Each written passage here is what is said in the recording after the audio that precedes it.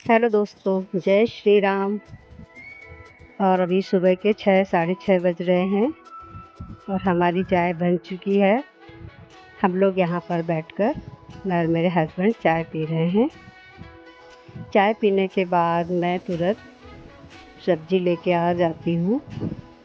आलू, परवल और टमाटर और मैं हस्बैंड को देती हूँ छीलने काटने के लिए।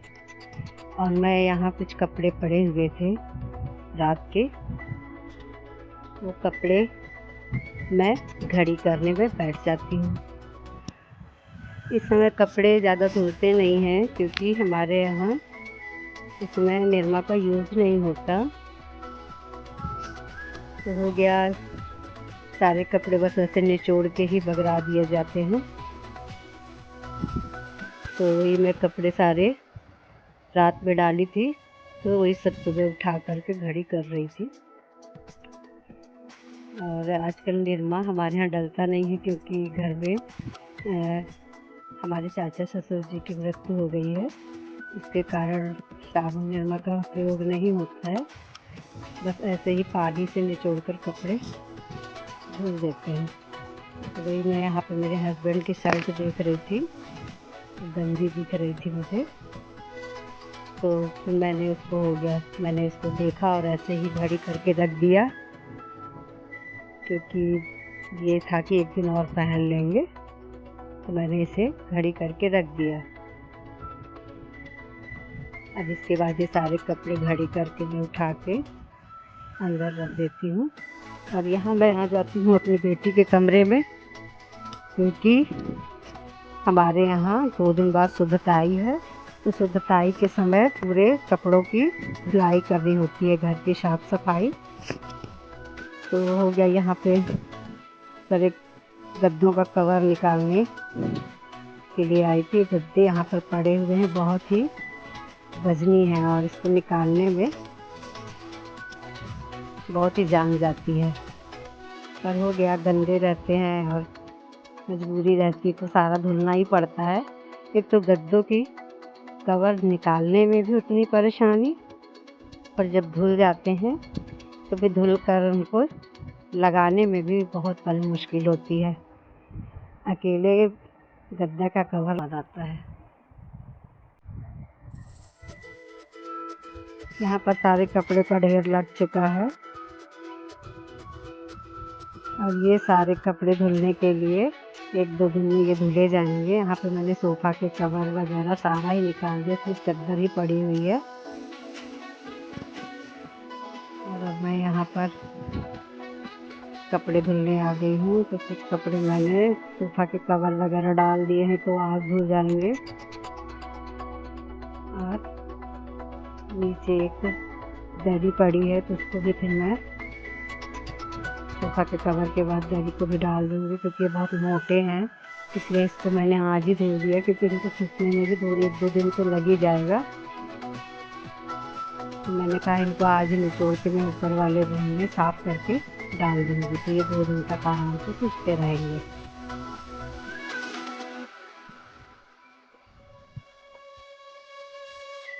हो गया, यहाँ पर मैं कपड़े डालकर अंदर आ गई। यहाँ मेरे हस्बैंड चोखा बनाने की तैयारी कर रहे थे, जैसे में आलू, टमाटर और परवल का चोखा, धनिया पत्ती, मिर्ची। और यहाँ पे मैं सारा सामान किनारे लगाकर नहाने जाने का सोच रही थी, तो वही मैं सारा सामान जमा दी किनारे पे। और यहाँ पर भरता बन चुका है और आटा बुन चुका है और दाल इंडक्शन में चढ़ी है।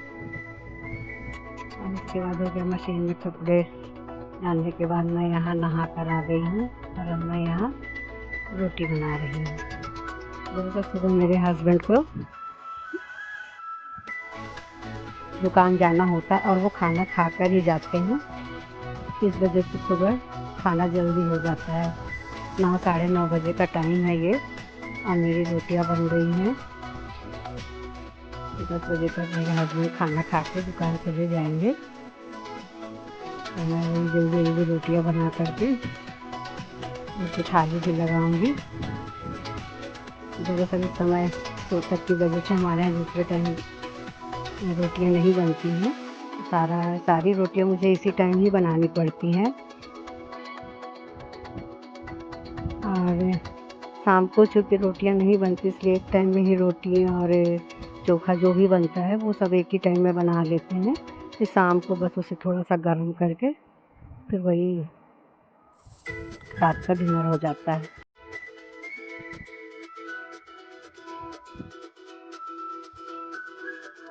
तो यहाँ पर मैं शाम की रोटी पहले बना लेती हूँ, फिर मेरे हस्बैंड को थोड़ा मोटी रोटी बना के देती हूँ गरम, क्योंकि शाम को तो वही ठंडी ही खानी रहती है। तो इसलिए सुबह मैं जब वो खाते हैं तब मैं उन्हें गरम बना कर दे देती हूँ।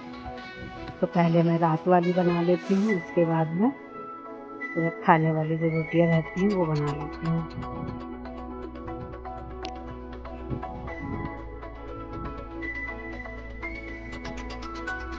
किन किन लोगों के यहाँ ऐसा होता है कि जैसे गर्मी पड़ जाती है तो क्या एक टाइम ही खाना पड़ता है, कृपया कमेंट में बताएं।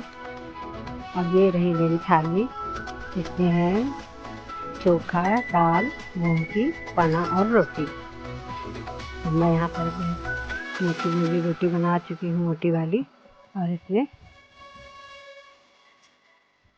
घी लगा के मैं मेरे हस्बैंड को दूँगी। अब मैं यहाँ पर चावल निकाल कर परोसूँगी।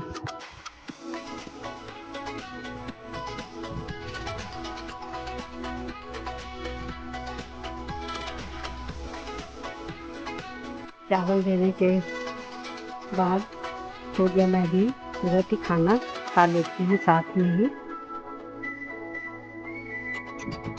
और हम लोग खाना खा ही रहे थे कि तभी हमारे यहाँ मिस्त्री आ गए थे, क्योंकि बाहर का दरवाज़ा थोड़ा सा जाली उसकी टूट गई थी, तो वही बनाने के लिए मिस्त्री लोग आए थे। उन्होंने पूरा दरवाज़ा सेट किया। दरवाज़ा सेट करने के बाद वो चले गए और मेरे हस्बैंड दूध लेकर आए थे, तो वही मैं दूध चढ़ाने को रख दी थी। तो वो देखने में किचन में गई कि क्या हाल है, तो मैंने इंडक्शन में टाइमर सेट करके दूध चढ़ा दिया था।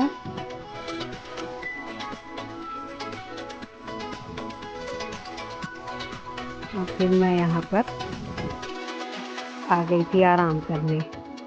यहाँ पर मेरी मेड जो आई थी वो लेटी हुई थी, टीवी देख रही थी, क्योंकि वो दोपहर यहीं पर काटती है।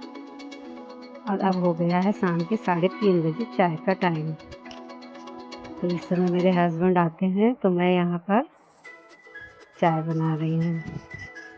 सुबह दरअसल खाना जल्दी हो जाता है, इस वजह से शाम की चाय भी 3-3:30 के बजे के अंदर ही हो जाती है। तो हो गया, मैं यहाँ पर चाय बना रही हूँ। मेरे हस्बैंड डायबिटिक हैं, इसलिए उनको पहले बिना शुगर की चाय निकालती हूँ और बाद में मैं अपने लिए शक्कर डालती हूँ।